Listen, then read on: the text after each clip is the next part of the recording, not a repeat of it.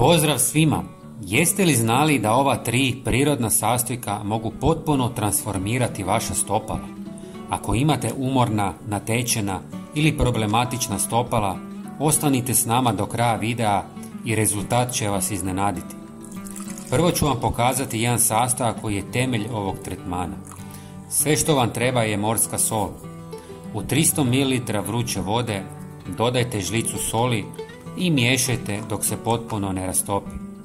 Morska sol omekšava zadebljalu kožu, uklanja mrtve stanice i smanjuje oticanje i umor nogu nakon dugog hodanja ili stajanja.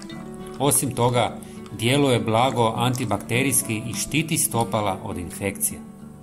No, sol sama nije dovoljna. Sljedeći sastojak koji čini ovaj tretman toliko moćnim je kadulja. Uzmite prstohvat sušene kadulje i sameljite je u mlincu kako biste oslobodili sve hranjive sastojke. Kadulja ima snažno protugljivično i antibakterijsko djelovanje, pomaže kod gljivica, neugodnog mirisa i znojenja.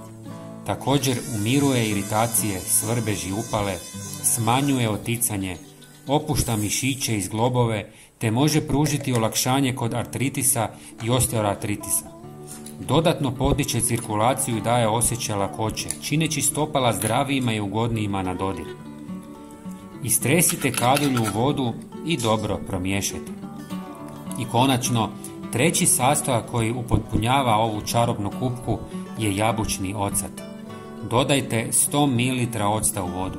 Njegova blaga kiselost pomaže omekšati tvrdu i zadebljelu kožu, olakšava uklanjanje mrtvih stanica, a istovremeno pomaže u borbi protiv gljivica i bakterija te neutralizira neugodne mirise. Redovita upotreba donosi osjećaj svježine, ugode i opuštanja nakon napornog dana. Sve dobro promiješajte i ostavite par sati da se oslobode hranjivi sastojci. Zatim procijedite smjesu i dodajte je u nekoliko litara tople vode.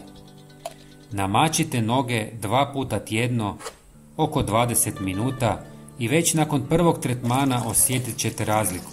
Mekša, zdravija i svježija stopala. Ako vam se sviđa ovakav sadržaj, pretplatite se na naš kanal i podijelite video s prijateljima. Donosimo vam najbolje prirodne i kućne savjete za zdravlje i svakodnevnu njegu. Hvala vam i srdačan pozdrav!